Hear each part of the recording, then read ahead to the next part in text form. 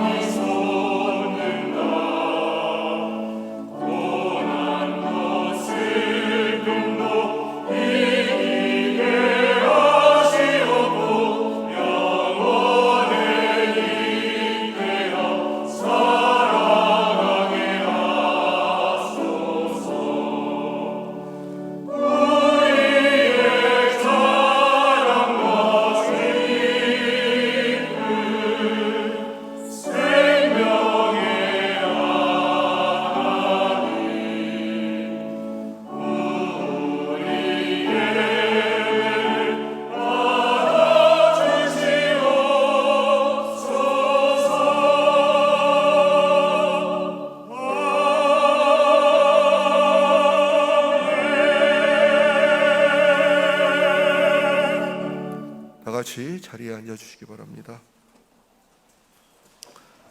사랑의 하나님, 저희들이 모든 일과를 멈추고 주님의 존전에서 영광과 찬양을 성삼위 하나님께 올려드리옵나이다. 주께서 보여주신 사랑에 응답하며 이 예배를 드리오니 이 예배를 통해 저희들에게 현현하시옵소서. 부활의 소망 되시는 예수 그리스도의 이름으로 기도드립니다. 아멘.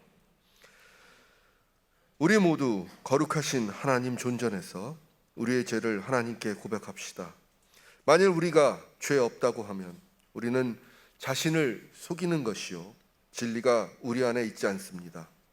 그러나 만일 우리가 자신의 죄를 자복하면 신실하시고 의로우신 하나님께서 우리의 모든 죄를 사해 주실 것이요 모든 불의에서 우리를 깨끗게 해 주실 것입니다.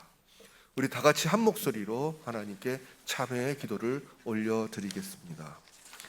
언제나 변함없는 사랑으로 죄임을 품어주시는 하나님 아버지, 항상 저희는 주님의 사랑을 받고 있음을 알면서도 저희가 잘못을 저지를 때는 주님께서 없는 것처럼 행동했습니다. 이웃을 사랑하는 계명을 입으로 반복하여 되뇌이면서 다른 사람의 작은 실수와 잘못에도 화를 내며 용서하지 못했습니다. 눈에 보이는 형제들을 사랑하지 못할 때 우리 입술에서는 하나님을 향한 찬송이 그쳤고 우리 심령에는 뜨거운 기도가 멈추었습니다. 저희 마음속에서 주님께서 주신 비전들이 흐릿해져 갔고 저희는 일상의 삶을 만족하며 애써 사명을 잊어버리기도 했습니다. 주님, 저희가 마음 깊은 곳에서 저희의 마음을 찢는 심정으로 기도하오니 저희를 불쌍히 여기시고 다시는 똑같은 실수를 반복하지 않도록 도와주시옵소서. 잠시 침묵 가운데 각자의 죄를 고백하겠습니다.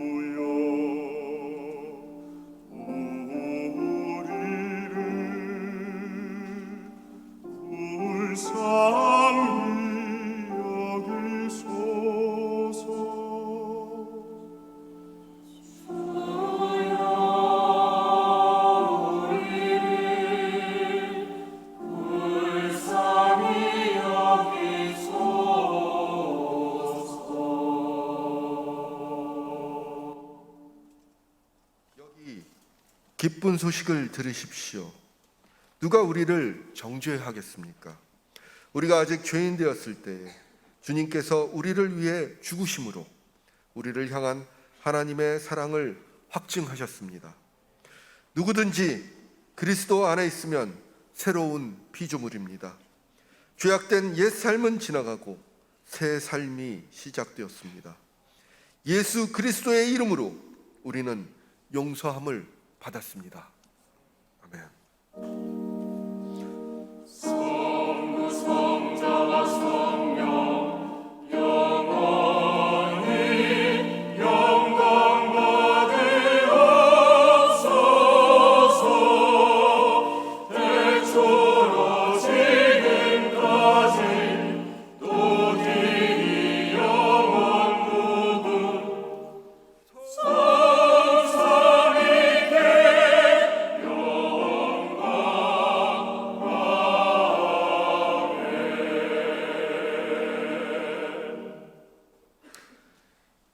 세상의 빛으로 오신 주님, 주님께서 주시는 말씀은 저희의 영혼에 빛을 주십니다. 지금 주시는 말씀을 들을 때 저희의 마음과 생각이 거룩해지고 저희의 삶이 주님께 더 나아가도록 성령께서 지혜의 영을 부어 주시옵소서. 예수 그리스도의 이름으로 기도합니다. 성부 성자와 성령 찬송과 영광 돌려보내세. 대초로 지금까지 또 영원 무궁토록 성삼위께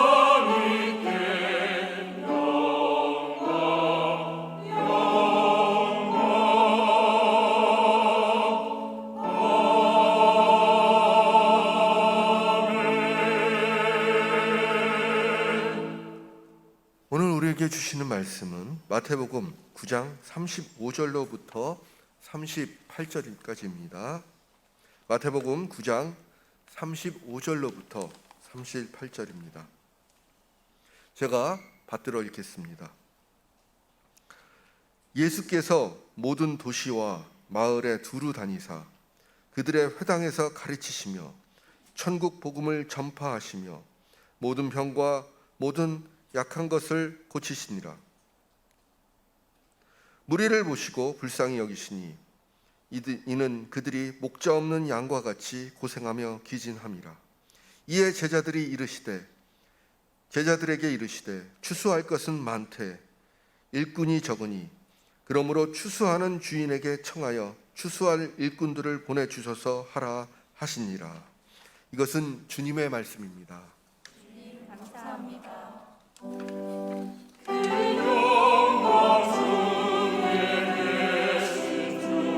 나 찬송합니다. 영원히 계신 주 이름 나 찬송합니다.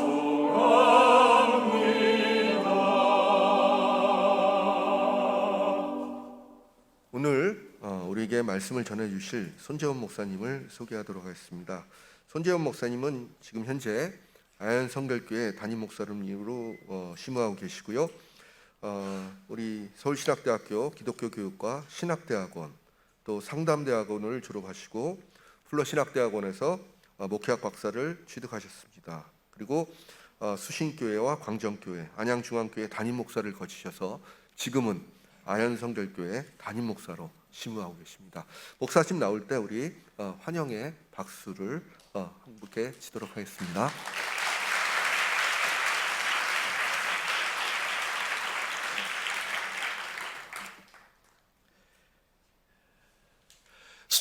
수척해지신 집사님 네 분은 무척 힘들었고 어려워 보였습니다. 걱정이 컸던 것 같고 두려워하고 있었습니다. 하나밖에 없는 딸이 집 밖으로 나가지를 않습니다. 예전에는 직장 생활도 잘했고 사회생활을 잘했었는데 어떤 이유인지 모르겠지만 어느 순간부터 집을 나서지를 않습니다. 그리고 엄마 아빠를 대하는 태도가 점점 더 거칠어지기를 시작합니다. 때론 욕을 하기도 했고 물건을 집어 던지기까지 했습니다. 저대로 놔두다가는 큰 일이 일어날 수 있겠다라는 생각을 했고 신방원 목사에게 속마음을 털어놓기를 시작합니다.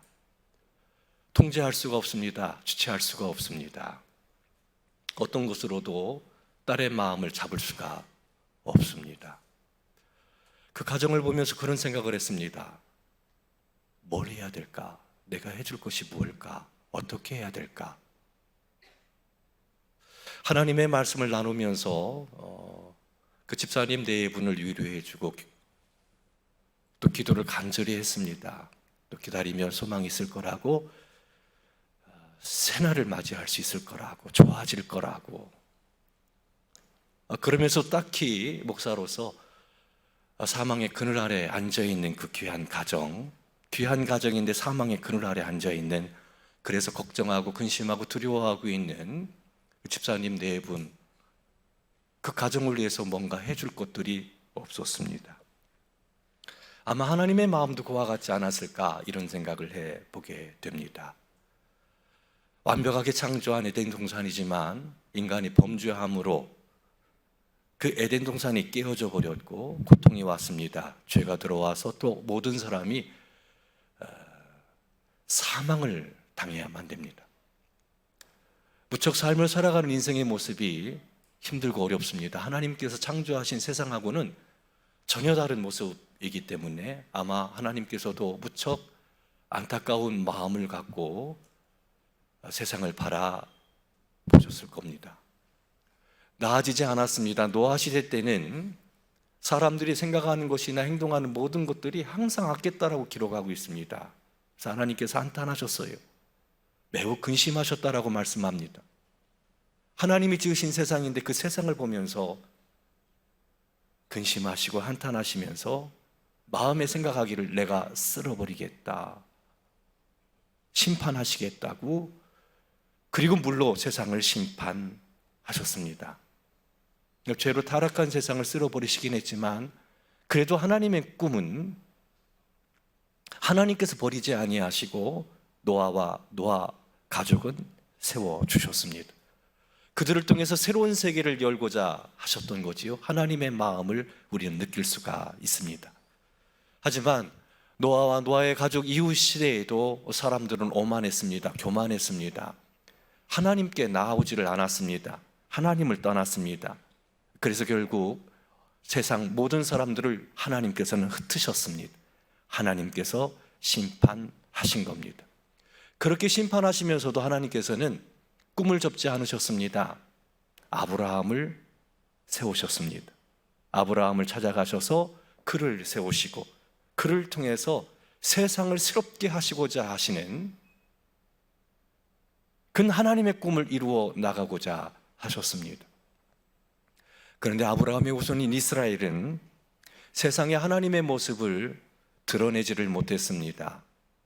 그들도 하나님을 믿는다고 얘기했지만 하나님의 뜻을 알지를 못하고 타락했습니다. 치우쳐 악을 행했습니다. 그래서 결국 하나님께서는 유일하신 아들 예수 그리스도를 세상에 보내셨습니다. 그 아들을 통해서 세상을 새롭게 하시고자 하시는 꿈을 갖고 세상에 유일하신 아들 예수 그리스도를 보내신 겁니다. 예수 그리스도는 첫사람 아담과 같지 않고 하나님의 말씀에 순종합니다. 하나님의 뜻이 무엇인지를 알았고 하나님이 왜 세상에 자신을 보내셨는지를 분명히 알았고 그 목적을 따라 목숨까지도 아끼지 않고 자기를 낮추셨고 결국에 십자가에 달려 죽기까지 하셨습니다. 오늘 본문 말씀을 보면 모든 도시에 모든 마을에 다니시면서 회당에서 가르치시고 천국 복음을 전파하시고 모든 약한 것과 병든 것을 고치셨다라고 말씀하고 있습니다. 예수님께서는 하나님께서 세상에 보내신 분명한 뜻을 알고 있었고 그 목적을 위해서 사셨던 겁니다. 그리고 그 자기를 따르는 무리들을 보면서 이렇게 제자들에게 얘기하지요. 그 무리들을 불쌍히 여기시면서 목자 없는 양과 같이 기진해 있고 탈진되어 있고 고생하고 있는 그 모습 안타까운 마음으로 바라보고 계셨습니다.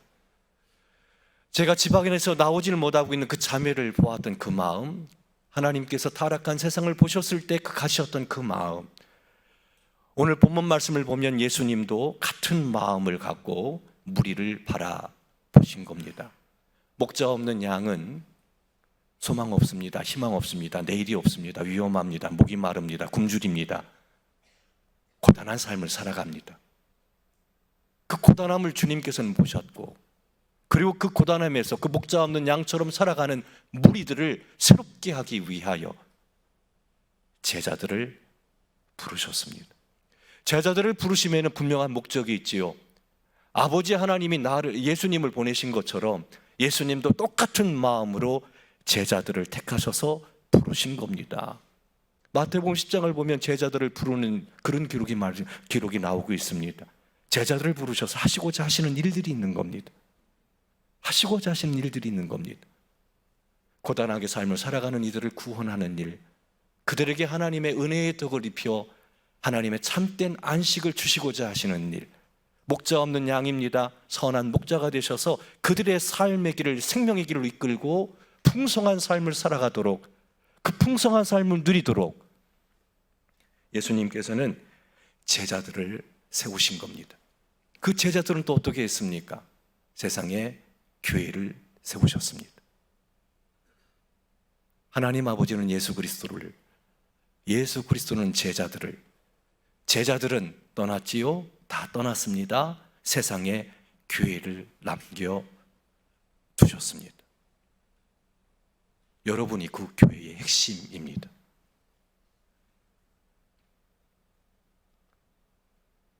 우리가 걸어가야 될 길이 있습니다. 목숨 걸고 해야 될 일들이 있습니다. 이건 너무나도 소중한 일입니다. 영혼을 구원하는 거 어떻게 생각하십니까? 목자 없이 삶을 살아가는 그 인생의 모습을 어떤 눈으로 바라보고 계십니까? 주일이면 어김없이 여러분들 앞에 앉아있는 그 학생들, 성도들, 그들의 모습을 보면서 여러분들은 어떤 생각을 하고 계십니까? 그들 가운데는 아직 구원의 확신이 없습니다. 주님을 만나지를 못했습니다. 걱정과 두려움, 죄악 가운데 어쩌면 사단의 손아귀에 잡혀 있습니다. 예수님을 영접했지만 믿음의 뿌리가 약해서 세상 여러 가지 일에 근심하고 걱정하고 두려워하고 있습니다.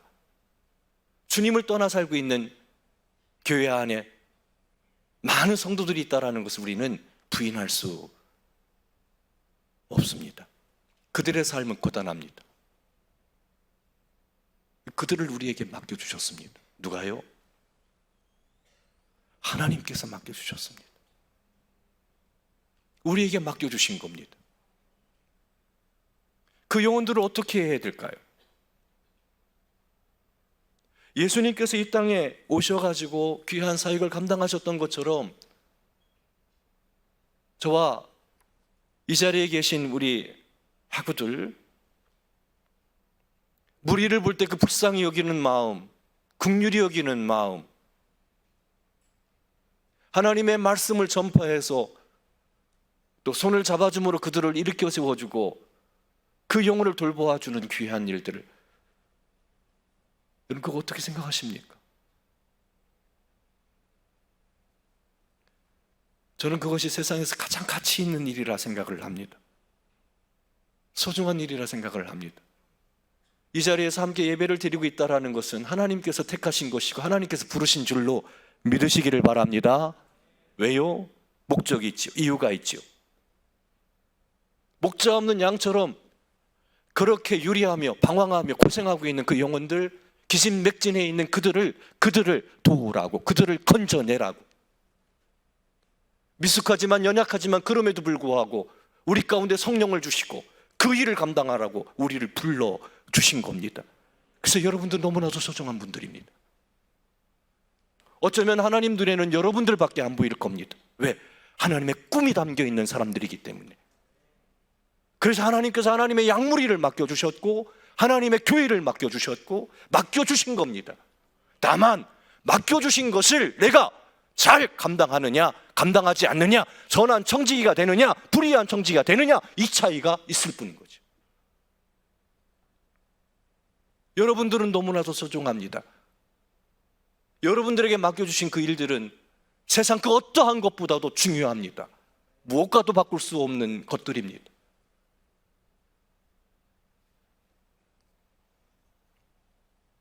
그런데 매우 안타까운 것은 우리가 서 있는 자리에 행하고 있는 일들, 그것을 아주 가치 있게 소중하게 생각하지를 않는다는 사실입니다.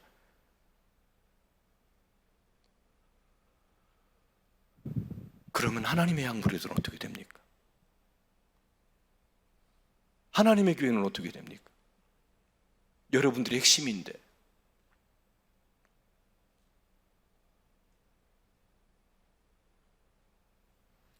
유대교는 하나님을 세상에 드러내고 모든 열방을 하나님께로 모일 수 있도록 불러들여서 하나님의 은혜의 덕을 누리도록 그런 사명을 맡았음에도 불구하고 하나님의 뜻을 알지를 못하고 그 뜻을 따르지를 않았습니다. 매우 불행하게도 하나님께서 그 유대교를 폐기 처분하셨습니다. 폐기 처분하셨습니다. 그리고 예수 그리스도를 통해서 새로운 공동체를 세우셨습니다. 우린 그 예수 그리스도를 믿고 따르고 주께서 부여하신 사명을 위해 사는 사람입니다. 한번 인사합시다. 앞뒤에 보시면서 함께 이렇게 이야기해 봅시다. 당신은 소중한 사람입니다. 당신은 보통 사람이 아닙니다.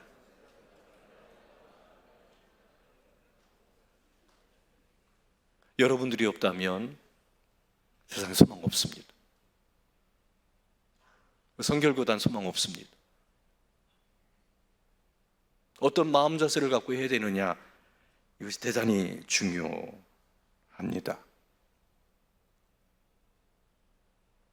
누가복음 14장 말씀, 14장 25절부터 35절까지의 말씀을 보면 예수님을 따르는 사람, 주님께서 맡겨주신 사역을 감당하는 사람이 어떻게 살아가야 되는지에 대해서 말씀하고 있습니다. 거기는 거듭거듭 반복해서 나오는 말씀이 있습니다. 능히 내 제자가 되지 못하리라. 능히 내 제자가 되지 못하리라. 능히 내 제자가 되지 못하리라. 제자를 부르셨는데 제자가 되지 못하는 사람이 있습니다. 어떤 사람이요? 예수님께서는 구체적으로 말씀하셨습니다.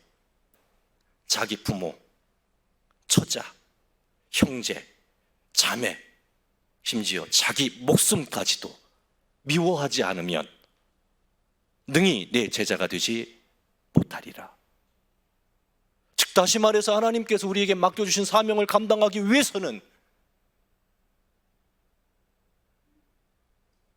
부모님, 처자, 형제, 자매, 심지어 목숨까지도 미워해야 된다라는 거죠. 그래야만 이룰 수 있는 길입니다. 그래야만 걸어갈 수 있는 길입니다. 그래야만 영혼을 구원할 수 있습니다. 그래야만 하나님의 교회를 세울 수 있습니다. 여기서 미워한다는 말은 덜 사랑한다라는 그런 얘기입니다. 완전히 제쳐놓으라는 얘기가 아니죠. 버리라는 얘기가 아니죠. 우선순위의 문제입니다. 주님이 먼저신 거지요. 주님보다 더 사랑할 수 없다는 얘기입니다. 주님이 가장 고귀한 거예요. 주님이 가장 소중한 거예요. 그리고 이어서 이렇게 얘기합니다. 자기 십자가를 지지 않고는 나를 따라올 수 없다라고, 능히 내 제자가 되지 못한다라고 이야기를 합니다. 십자가를 진다라는 것은 무슨 말입니까? 당시 십자가를 진다라는 것은 목숨을 거는 겁니다. 여러분, 우린 목숨 걸어야 됩니다. 목숨 걸어야 됩니다. 그렇지 않으면 예수님의 제자 되지 못합니다. 제자는 따르는 거잖아요. 우린 주님의 제자잖아요. 순교할 각오가 되어 있어야 됩니다. 어느 날 예배를 집례하는데, 예배를 드리는데 이 말씀이 마음에 와닿았어요. 성도들을 위해서 죽을 수 있을까? 교회를 위해서, 하나님의 교회를 위해서 죽을 수 있을까? 심각하게 생각하면서 주님, 그 길을 걸어가겠습니다. 왜 그렇지 않으면 저는 목사가 아니니까, 목사로 살려면, 담임 목사의 직을 감당하려면 걸어야 되거든요. 부흥을 원하지만 순교할 각오가 없어요. 주님을 따른다고 얘기하지만 주님보다 다른 것이 우선이에요.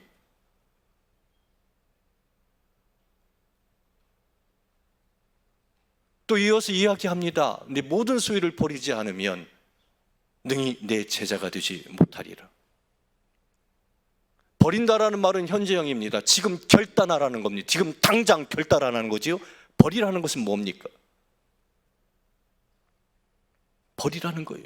모든 소유를 완전히 다 버리라는 것, 그 뭡니까? 하나님의 영광을 위해서 드리라는 겁니다.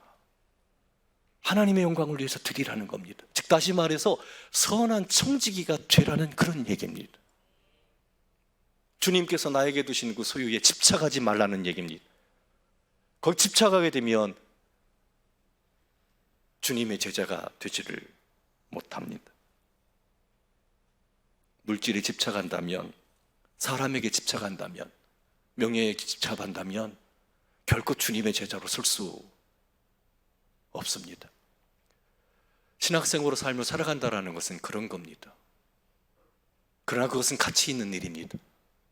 영혼을 구원하는 일입니다. 세상을 살리는 일입니다. 믿으십니까? 믿으십니까? 무엇과도 포기할 수 없는 것들입니다. 그런데 우리의 모습을 보십시오. 한국교회를 보십시오. 어떤 모습입니까?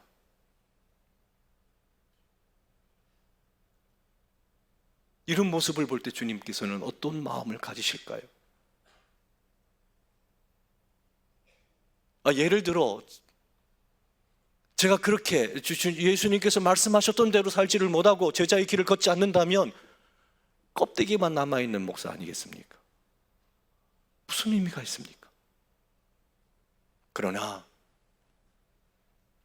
죽을 각오로 주님께서 맡겨주신 사명을 소중하게 여기고 무엇보다 생명보다 더 귀한 것으로 여기고 우리 찬양하잖아요. 찬양으로 고백하잖아요.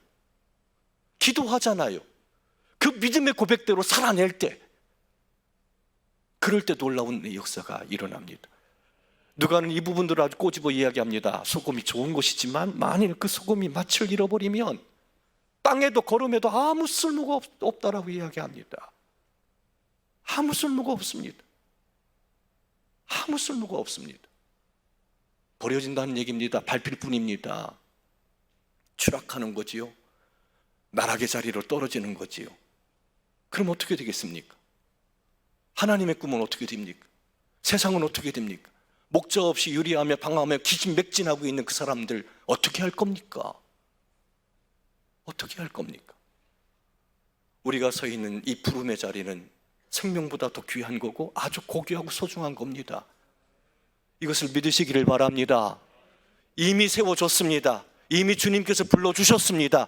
이제는 제자의 길을 걷기를 주의 이름으로 축원합니다. 어떤 변화가 일어나고 세워질 수 있고, 집안에 틀어박혀서 아무것도 하지를 못하고 몸도 마음도 망가질 대로 망가져서 그렇게 어두운 삶을 살아가고 그것이 부모에게 고스란히 영향을 끼쳐 사망의 그늘에 앉은 것처럼 그렇게 고통스럽게 살아가는 그 가정을 위해서 어떻게 해야 될까? 아이디어를 주셨어요. 그 어느 날 지금 아영교회 말고 전에 있던 교회 문을 열고 딱 나갔더니 집 앞에 CU가 있었거든. 지금 그 이마트로 바뀌었습니다. 나가서 길을 가는데 아니 집 안에 있었던 그 아이가 거기 앉아 있는 거예요. 거기 앉아 있는 거예요. 집 밖으로 나온 거예요. 그리고 한 자매가 탁자를 앞에 놓고 음료를 마시면서 대화를 나누는데 그 아이가 웃어요. 이건 기적이었습니다. 저는 기적을 봤습니다. 틀어박혀 있었던 그 아이가 세상으로 나온 겁니다. 어두웠던 그 아이가 웃기를 시작합니다. 제가 교회 신앙생활하고 있는 자매 중에 한 자매에게 부탁을 했어요. 야, 아무개가 있는데 너도 알지 못할 거다. 수단 방법 가리지 말고 만나봐라. 찾아가든지 연락하든지 만나봐라. 연락처를 주고 그렇게 부탁을 했어요. 그랬더니 이 자매가 만난 겁니다. 한 번 만나고 거절당하고 또 연락하고 거절당하고 그런 과정 속에서 이제 만남이 이루어지게 됐고, 그것이 계기가 돼서 그 자매가 집 밖으로 나온 거예요. 어느 날 봤더니 새벽 예배에 나와 앉아있어. 어느 날 봤더니 청년 예배에 나갔어. 어느 날 봤더니 장애인 봉사활동에 참여하기를 시작합니다. 저는 하나님 나라를 보았습니다. 아, 이거구나. 이게 하나님 나라구나. 목적 없이 고생하며 유리하며 기진맥진해 있던 하나님의 사랑을 알지를 못하고 지쳐있는 그 영혼들, 그들에게 우리가 손을 내밀고 그들에게 찾아가서 주의 말씀을 전하고 사랑으로 섬길 때 거기 하나님이 함께 하신다는 것, 하나님의 은혜가 임한다는 것, 치유와 회복이 일어난다라는 것, 이 소중한 이 복음을 마음에 간직하고 이제 세상으로 나가서 누구에게 빼앗기지 말고 목숨 걸고 이 가치 있는 일에 우리 함께 할 수 있는 저와 우리 신학생들 되기를 주님의 이름으로 축원합니다. 기도합니다. 하나님 아버지, 주님께서 안타까운 마음으로 바라보시는 세상, 그 불쌍히 여기는 마음을 저희들에게도 허락하여 주시고, 주님께서 우리를 택하여 세워주셨사오니 이제 제자의 삶을 살게 하여 주시옵소서. 복음을 전하고 하나님의 교회를 세워나가는 일에 생명을 걸 정도로 그 가치 있다라는 거, 중요한 거다라는 걸 깨닫고 아버지 하나님 혼신의 힘을 다해 이 귀한 사명 감당하는 저희들 되게 하여 주시옵소서. 예수님의 이름으로 기도드리옵나이다. 아멘. 저에게 주신 말씀을 생각하면서 다 같이 한 목소리로 사도신경으로 신앙을 고백하도록 하겠습니다. 나는 전능하신 아버지 하나님 천지의 창조주를 믿습니다. 나는 그의 유일하신 아들 우리 주 예수 그리스도를 믿습니다. 그는 성령으로 잉태되어 동정녀 마리아에게서 나시고 본디오 빌라도에게 고난을 받아 십자가에 못 박혀 죽으시고 장사된 지 사흘 만에 죽은 자 가운데서 다시 살아나셨으며 하늘에 오르셔 전능하신 아버지 하나님 우편에 앉아 계시다가 거기로부터 살아있는 자와 죽은 자를 심판하오십니다. 나는 성령을 믿으며 거룩한 공교회와 성도의 교제와 죄를 용서받는 것과 몸의 부활과 영생을 믿습니다. 정세원 원우 나오셔서 기도 인도해 주시겠습니다.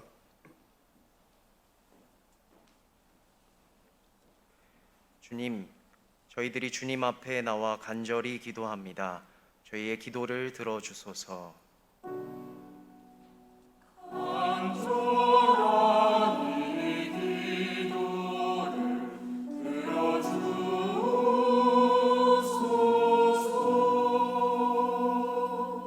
자비로우신 주님, 코로나19로 인해 육체적으로 정신적으로 어려움을 당한 모든 이들을 어루만져 주시옵시고 힘들어진 교회들과 무너진 예배를 다시 세우셔서 건강하고 회복된 그리스도의 공동체가 이 땅 곳곳에 세워지게 하옵소서.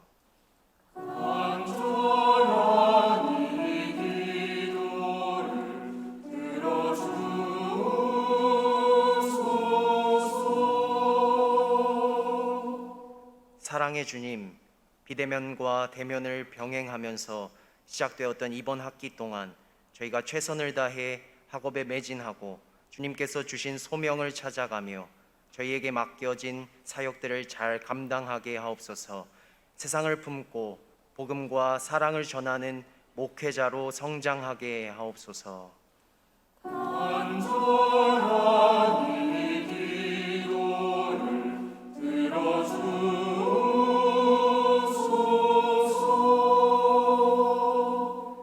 평화의 주님, 이 세상의 반목과 전쟁으로 인해 너무나 많은 무고한 사람들이 죽고 슬퍼하며 낙심하고 있습니다.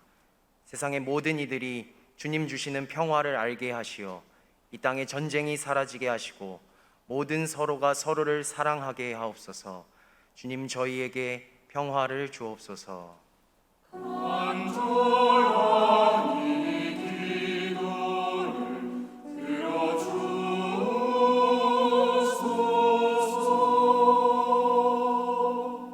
저희들의 세밀한 목소리까지 들으시는 주님, 저희들이 주님께 간절한 마음으로 아뢰옵나이다.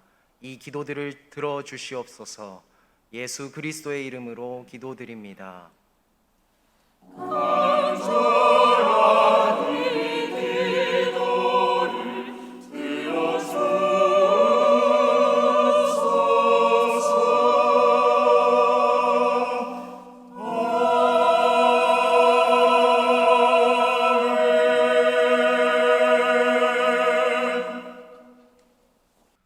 알리는 말씀입니다. 신학대학원 교학과 안내가 있습니다. 성경 통독 안내 6월 13일부터 18일까지 운영하고 있고요. 성경 필사 제출 안내가 있습니다. 그리고 졸업 종합고사 안대가 있습니다. 잘 살피셔서 시험 날 잘 치러 주시기 바랍니다. 원우회 광고가 있습니다. 2022년 제48대 원우회 선거 공고를 합니다. 5월 17일 오늘 9시부터 이미 투표가 시작이 됐습니다. 6시까지 하고요. 100주년 기념관 5층 휴게실 신분증과 학생증을 지참하시고 투표를 해주시기 바랍니다. 여러분 다 투표하셨죠? 예, 안 하신 분들은 꼭 하시기 바랍니다. 그리고 월시퍼스 모집 공고가 있습니다. 금요일 날 예배를 섬기는 찬양팀인데요. 여러분들 잘 살펴보시고 꼭 많은 분들 지원해 주시기 바랍니다. 2022학년도 성봉 설교대가 있습니다. 그리고 돌아오는 월요일 4시 오후 4시에 존 토마스 홀에서 있고요. 여러분들 이제 설교하시는 분들만 여기 딱 오면은 덩그러니 심사위원들 이렇게 3명 앞에 놓고 이렇게 설교를 하거든요. 그러니까 여러분들 좀 오셔서 응원을 좀 해주시기 바랍니다. 그래서 많이들 오셔서 누가 잘하나 그리고 격려와 응원을 해주시기 바랍니다. 이제 다 같이 일어서서 위에 말씀하도록 하겠습니다. 사랑하는 서울신학대학교 공동체 여러분, 우리의 소명은 그리스도께서 부르신 사명을 따라 교회와 이 세상을 섬기는 교역자가 되어 그리스도를 전하는 것입니다. 한 주간도 각자의 부르심대로 학업에 충실하시고 주님과 동행하며 온전히 그리스도를 따르는 서울신학대학교 신학대학원 공동체가 되십시오.